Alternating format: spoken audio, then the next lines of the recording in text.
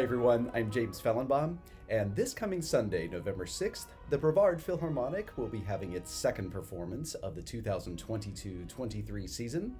And in addition to performing the wonderful and famous Brahms Violin Concerto featuring Gabriel Lefkowitz, we will be playing a piece that has been performed just once in the United States, and that is the Symphony No. 4 by Emilie Mayer. Now, it's likely this composer and her symphony are unfamiliar to you, so I wanted to provide this preview video and chat a little bit about Miss Mayer, about the symphony, what I think about it, and why it's a great work. And then we hope you'll join us this Sunday to hear this fantastic symphony live. Emilie Mayer was born in 1812 in northeastern Germany. She was the daughter of a wealthy pharmacist and started to study piano and organ at an early age. Her mother died when she was very young, and in her mid-20s her father also passed away. He left behind a large inheritance which allowed Miss Mayer to be independently wealthy. At that point, she started to study composition with Carl Loewe, a famous composer and teacher. When they first started working together, Loewe was impressed with Mayer's musical knowledge, and after a few years, Loewe said, "Such a God-given talent as hers had not been bestowed upon any other person I know." Inspired by this vote of confidence, Mayer renounced marriage and claimed she lived only for her art. In 1847, she moved to Berlin to further her musical studies.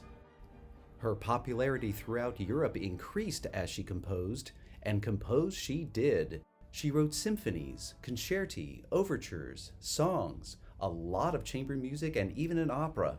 Now, unfortunately, during her lifetime, none of the major German publication houses were interested in her music.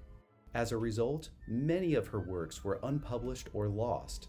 In fact, this Fourth Symphony, written in 1851, was not published until 1860 in an arrangement for piano, four hands. In 2012, the German composer and conductor Stefan Maltsev reconstructed the symphony, and that arrangement is what you will hear in our concert. And this brings me to another important point about programming this symphony on our concert. Not only is it a wonderful piece of music that I know you will enjoy listening to and will sound like any other kind of Romantic era masterwork that you might have heard in your life, but part of the difficulty of getting her works published in her lifetime was simply because she was a female composer. So it's my desire to shine a spotlight on this worthy underserved composer, as well as other worthy underserved composers, by programming them on our Brevard Philharmonic concerts from time to time. Now, a little bit about the symphony. The Symphony No. 4, written in the middle of the 1800s, fits solidly in the Romantic era. Although Mayer has a distinct and unique compositional voice, there are certainly influences from other Romantic era composers that I hear, including Beethoven, Mendelssohn, Schumann, Brahms, a little bit of Bruckner, and some others. It's written in the usual four-movement construction, and the first movement begins with a powerful opening statement.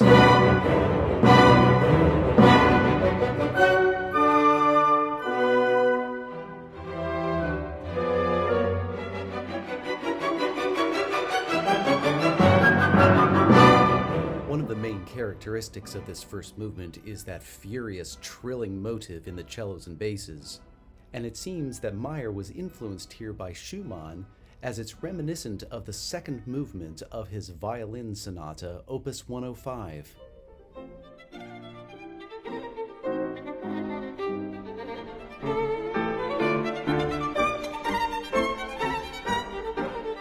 Mayer contrasts her opening powerful statements with a beautifully lyrical second theme.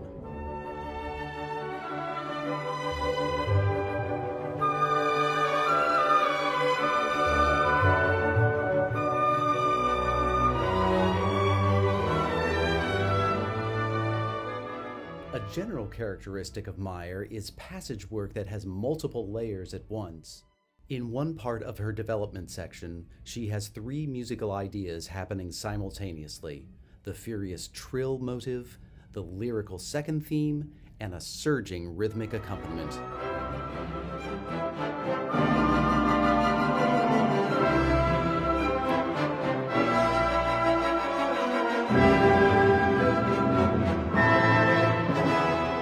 As is the case with other composers, Mayer has a recapitulation section where she brings back her opening powerful statement and lyrical second theme, and then she uses a version of that furious trill motive to set up the final drive of the movement.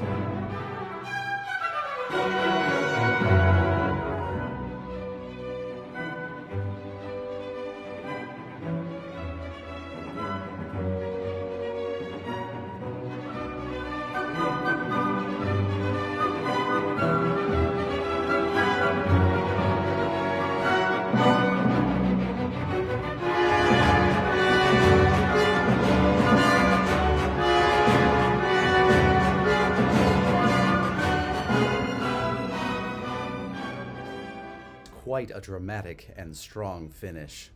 The second movement is a beautiful adagio that begins with a melody in three parts. Here's how this lovely theme begins.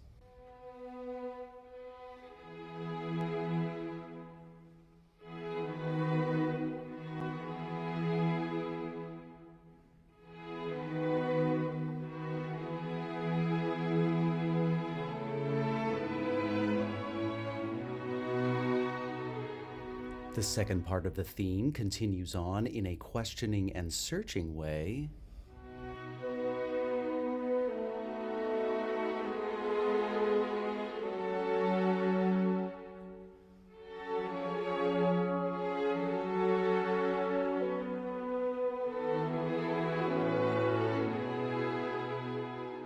And the third part finds a renewed, hopeful direction.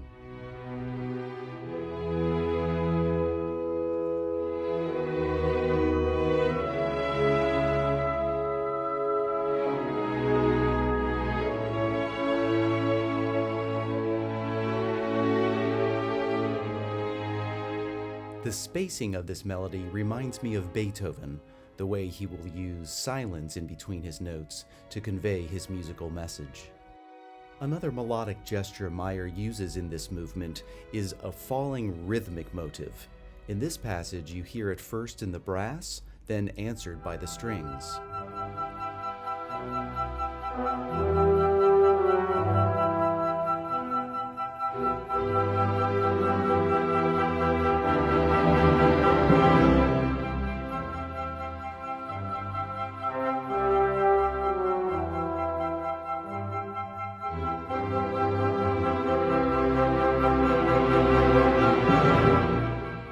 This motive, along with the three parts of the primary melody, are the main features of this movement.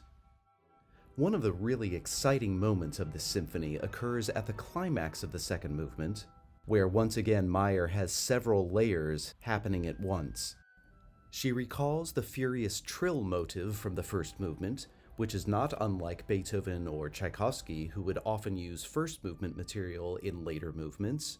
And in addition to a rhythmically active background, she uses fragments of the second movement's main theme in the brass, creating triumphant calls. These gestures to me are reminiscent of Wagner and Bruckner.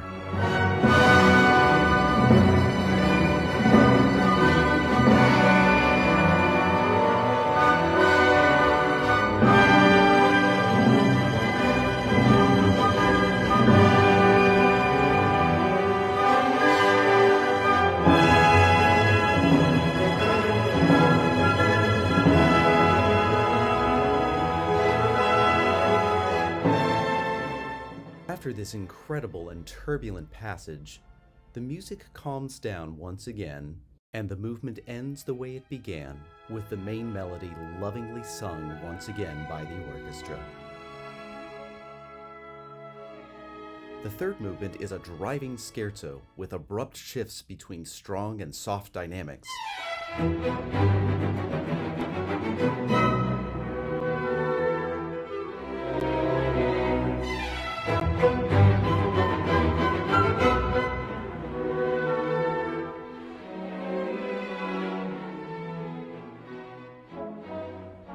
has a quick dance feel to it, and it's rhythmically active, especially in this passage that I just love.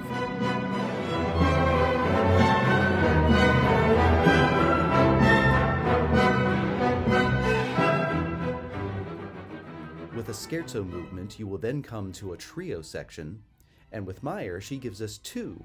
The first one from the strings.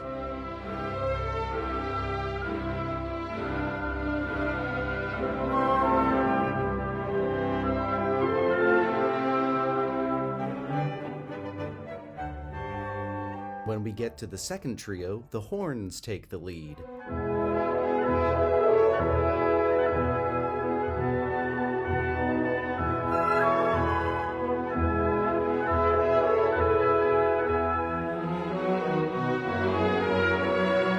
In the fourth movement, the strings begin by leaping through arpeggios.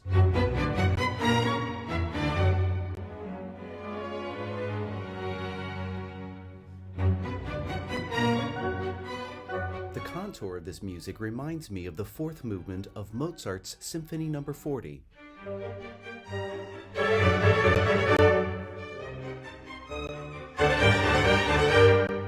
There's a catchy transitional melody, first heard in the strings, followed by the horn.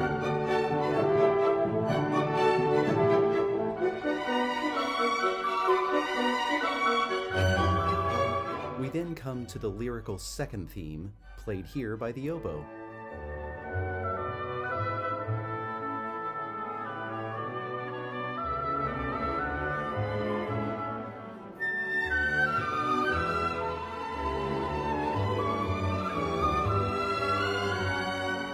In this racing movement, there are several exciting passages, including this one near the end of the development, where she once again has multiple musical gestures happening simultaneously.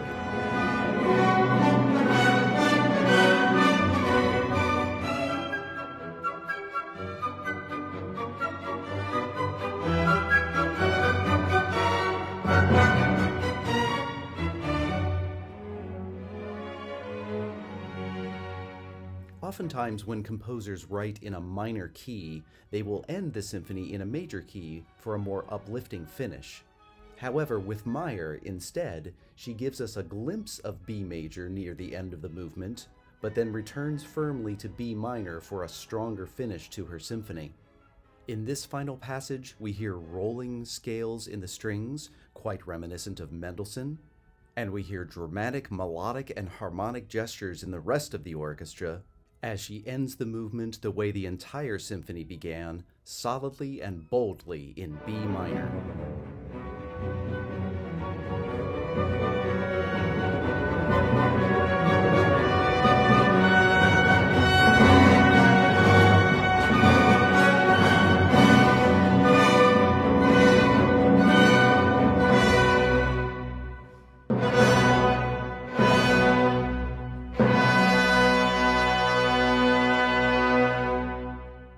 Well, there you have it, a brief overview of Symphony No. 4 by Emilie Mayer. The piece is a powerful, beautiful, exciting work, and just like the composer and her other works, certainly deserving of more attention in the concert hall. If you would like to listen to more, at the end of this video I will provide a YouTube link to one of the few professional recordings of the Symphony No. 4. It's by the Neubrandenburger Philharmonic, and it's conducted by Stefan Maltsev, the transcriber of this symphony. And if you liked what you heard today, please join us next Sunday, November 6th at 3:00 p.m. in the Porter Center for Emilie Mayer Symphony No. 4 and the Brahms Violin Concerto featuring Gabriel Lefkowitz. We hope to see you then, and thank you for watching.